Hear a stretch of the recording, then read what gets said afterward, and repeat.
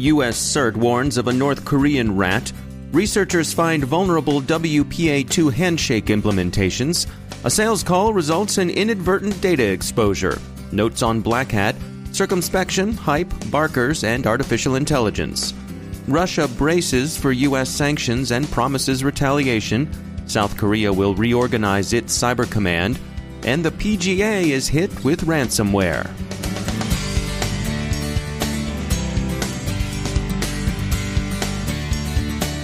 Time for a moment to tell you about our sponsor, ThreatConnect. With ThreatConnect's in-platform analytics and automation, you will save your team time while making informed decisions for your security operations and strategy. Find threats, evaluate risk, and mitigate harm to your organization. Every day, organizations worldwide leverage the power of ThreatConnect to broaden and deepen their intelligence, validate it, prioritize it, and act on it. ThreatConnect offers a suite of products designed for teams of all sizes and maturity levels. Built on the ThreatConnect platform, the products provide adaptability as your organization changes and grows. The pioneer in threat intelligence platforms, ThreatConnect provides organizations a powerful cyber threat defense and the confidence to make strategic business decisions. And you can always learn more and get a free ThreatConnect account at threatconnect.com.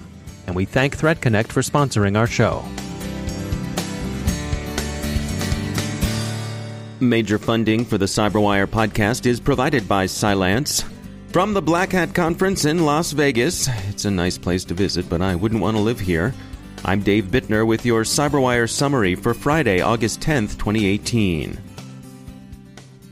US-CERT has warned of a new remote access Trojan released by North Korea. McAfee and Intezer have conducted joint research into Pyongyang's attack tools, and they've found considerable code reuse. Some of the code that continues in use goes back to 2009's Bramble, one of the earlier malware strains to come from the DPRK. Code reuse is an obvious labor saver. Intezer is particularly confident that DPRK code reuse offers strong evidence for attribution. They call it the malware's DNA. More evidence of the importance of secure implementation comes from the Netherlands.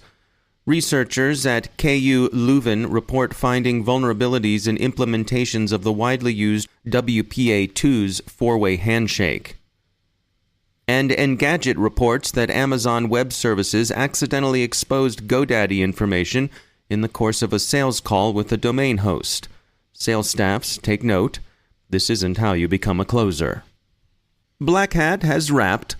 The event was an occasion of expected hype, but also some introspection by the security sector. The initial keynote by Google's Parisa Tabriz urged those in attendance to commit to the long work of enhancing security by working through fundamental causes, picking well-thought-out, achievable objectives, and working toward increased collaboration with those outside the security industry. Tabriz, who leads both Chrome Security and Project Zero at Google, offered what amounted to a plea for well-structured, modestly hyped, and disciplined engineering. And there did seem to be some introspection going on, albeit mediated by more noise than a state fair's midway. Curiously, the barkers' pitches in the booths that packed the exhibit floor seemed more modest and introspective than did many of the briefings, which tended toward spectacle and alarmism. The Martians have landed, and the man is out to get you. If there was one theme that emerged from listening to the barkers, who, it must be said, were often quite interesting, it was that the industry recognizes one of the first principles of North American economic reality. Capital is cheap and labor is expensive. The solutions they pitched offered to save the user's time. That's not simply time to detection or time to response, but the time employees would need to commit to using the solution, defending an enterprise, or remediating an attack. The solutions on offer also promised that they would de-skill some of the more advanced forms of technical expertise, thereby enabling junior analysts and other personnel to function at higher levels. Artificial intelligence was, as expected, very much a presence on the floor at Black Hat. The vendors offering artificial intelligence and machine learning were too numerous to count. There was some healthy skepticism about the larger and more extreme claims for AI. We stopped by one of the leading AI security firms, Cylance, well known for its commitment to using artificial intelligence in security solutions, and asked if they would claim complete detection of unknown threats with mathematical certainty. Their quick, direct, reassuring, and justifiably irritated answer was, "Of course not. No one can do that. It's impossible." But that AI has considerable utility in security seems beyond question. Perfect insight and omniscient detection aren't preconditions of usefulness. One vendor that wants very much for people to understand why algorithmic certainty is impossible with respect to detection is Komodo. They were keen to explain that detection of unknown threats is a formally undecidable problem, a fact they think is insufficiently appreciated. Their alternative to what they would describe as naive and dangerous reliance on machines is default deny protection coupled with default allow usability. This morning, Komodo issued what it calls a zero-day challenge, inviting AV users, endpoint security vendors, and others to submit any malware sample of their choice. The company will run it through its Valkyrie verdicting engine to see if the samples pass through. Komodo promises to publish Valkyrie's failures as well as its successes. The company's CEO, Steve Subar, views the challenge as a contribution to cutting through what he sees as industry hype. He also sees it as a contribution to better, more transparent testing of tools and services. The Russian government is bracing for U.S. sanctions and has promised retaliation in kind. The U.S. sanctions are directed first against Russian breaches of chemical weapons treaties in the Novichok incident, which Russia denies, and second, against election meddling.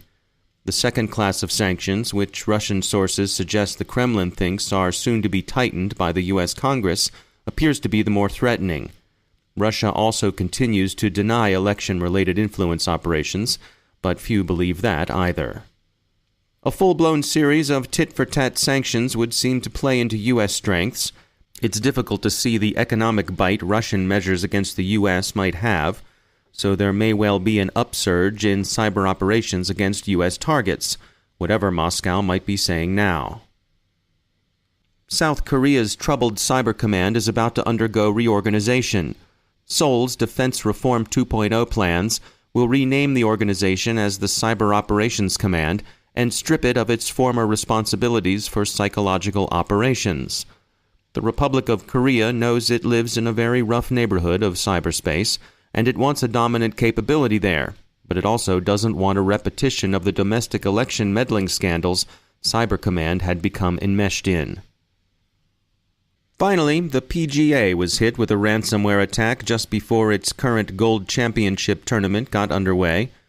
Investigation and remediation are in progress, but there's widespread speculation that the ransomware used was a strain of BitPaymer. The hoods want their ransom in cryptocurrency. The register's headline and deck are worth quoting. "Oh, for put's sake. Golf.org PGA bunkered up by ransomware attack just days before tournament." That's rough, bet they were well teed off. If you've been looking for a pun, forget about it. The Register's headline writers have used up the world's supply. Well done, Register. And now, an open letter from your dedicated SOC analyst. Our team works around the clock, yet we're being flanked on all sides and can't get in front of threats fast enough. If we had a theme song, it would be "The Roof is on Fire." Speaking of fire, each attack is more sophisticated than the last, and our current operations aren't advanced enough to keep up. Our team is already stretched thin, and companies keep poaching our talent pool, affecting our level of tradecraft. We need help, and fast. On the Metro, I heard an ad from a company called Looking Glass Cyber Solutions. They have as-a-service security solutions built upon 20 years of experience, proper security chops, and the infrastructure to support security teams like ours. It's time the good guys scored a point. Learn more at lookingglasscyber.com.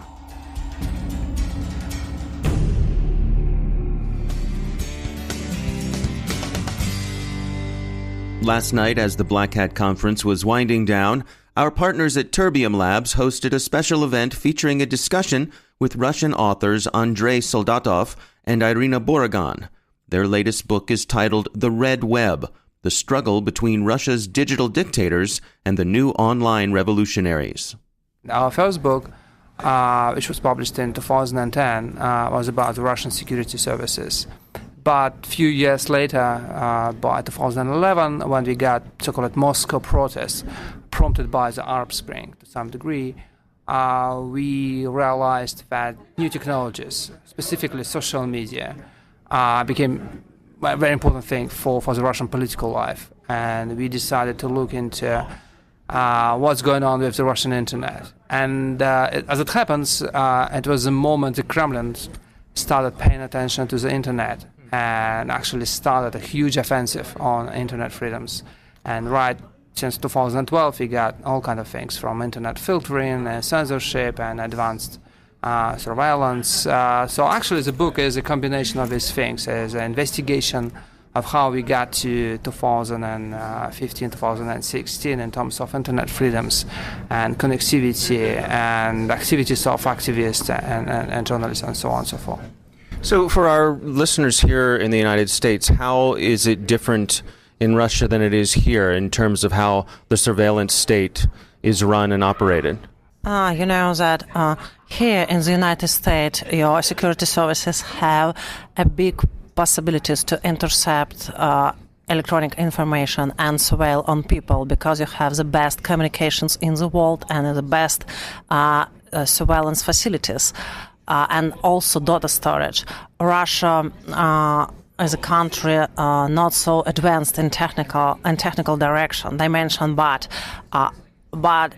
this is an authoritative state, so the authoritarian state. So the authorities are very interested on gathering information on people, especially on citizens, especially if they are some kind of dissidents or some kind of opposing the Kremlin, or just have another point of view than the Kremlin. So, if here in the United States mass surveillance on place, in Russia we are talking about targeted surveillance, and the targets are activists, opposition politicians, dissidents, and people with different opinions than the Kremlin. Part of what your book covers is the rise of President Putin. Can you describe for us how did his rise to power parallel how they're doing things when it comes to surveillance and how he chooses to go about that? It's actually quite interesting that when Vladimir Putin became the chief of the Russian security service in 1998, that was exactly the moment that the FSB got interested in the internet. So we have and had back in the 1990s a system of surveillance we inherited from the Soviet Union, which mostly dealt with phone lines and regular phones.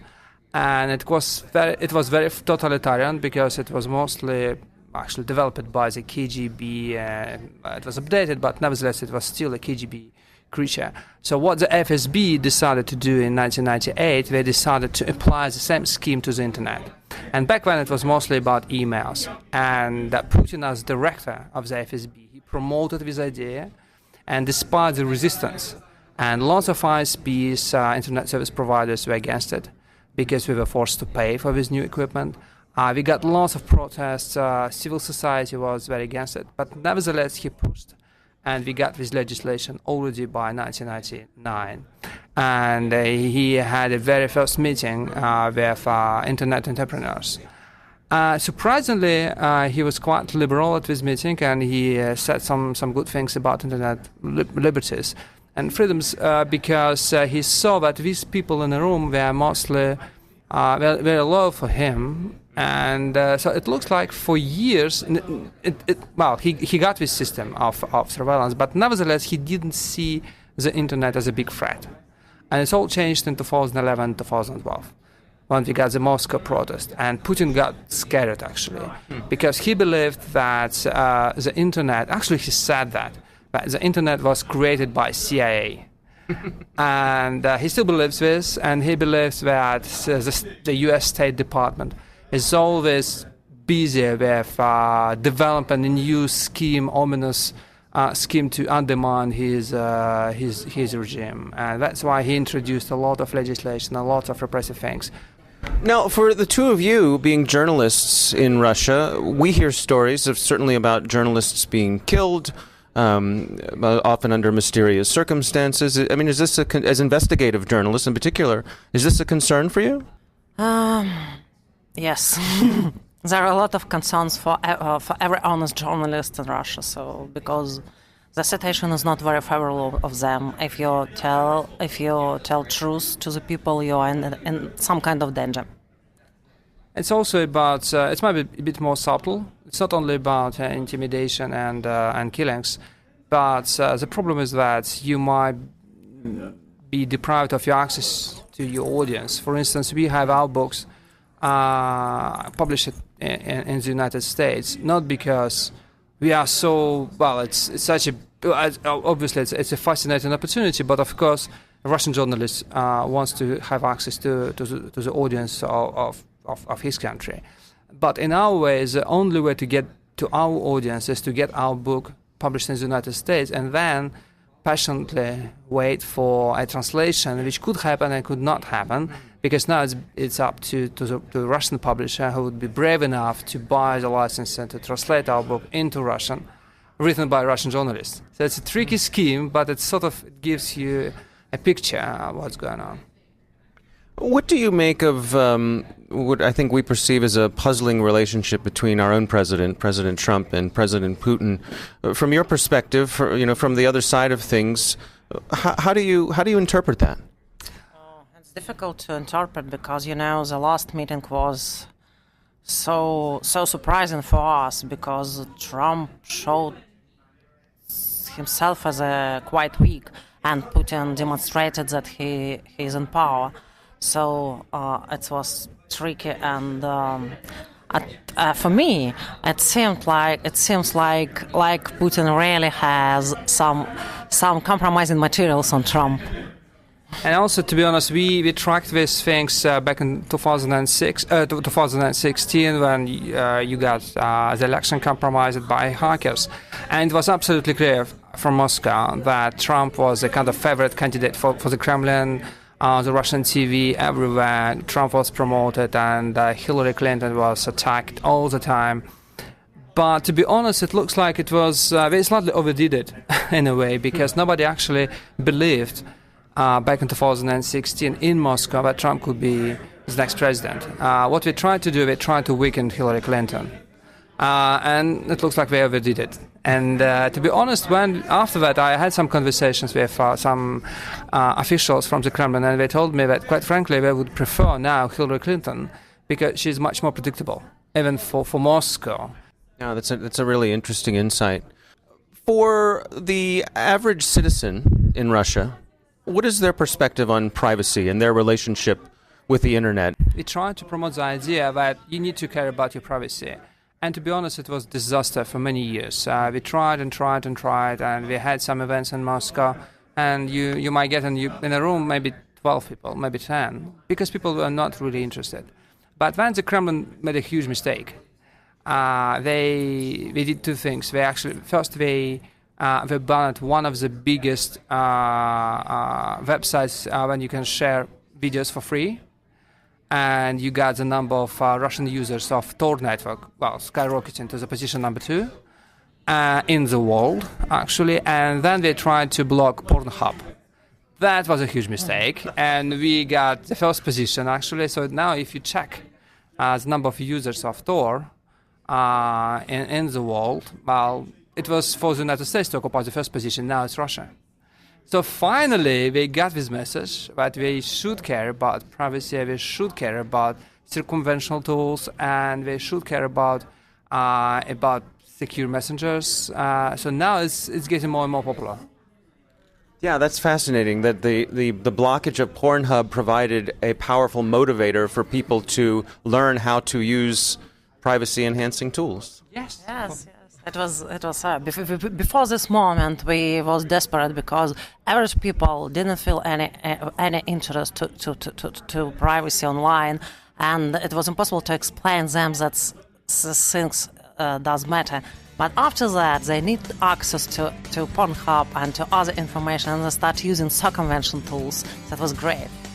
Our thanks to Andrei Soldatov and Irina Borogan. Their book is The Red Web, The Struggle Between Russia's Digital Dictators and the New Online Revolutionaries. Special thanks to our friends at Terbium Labs for hosting the event and coordinating the interview.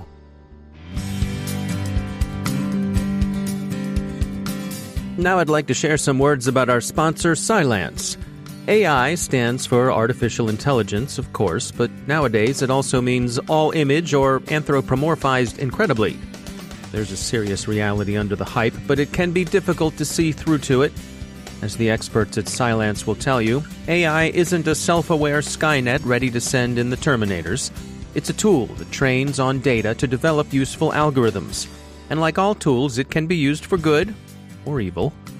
If you'd like to learn more about how AI is being weaponized and what you can do about it, visit threatvector.cylance.com and check out their report, Security Using AI for Evil. That's threatvector.cylance.com. We're happy to say that their products protect our systems here at the Cyberwire, and we thank Cylance for sponsoring our show.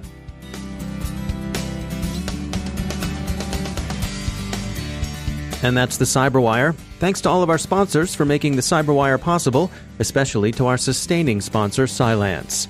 To find out how Cylance can help protect you using artificial intelligence, visit Cylance.com. And Cylance is not just a sponsor, we actually use their products to help protect our systems here at the Cyberwire. And thanks to our supporting sponsor, VMware, creators of Workspace ONE Intelligence. Learn more at vmware.com. The Cyberwire podcast is proudly produced in Maryland out of the startup studios of Data Tribe, where they're co-building the next generation of cybersecurity teams and technology. Our Cyberwire editor is John Petrick, social media editor Jennifer Iben, technical editor Chris Russell, executive editor Peter Kilpie, and I'm Dave Bittner. Thanks for listening.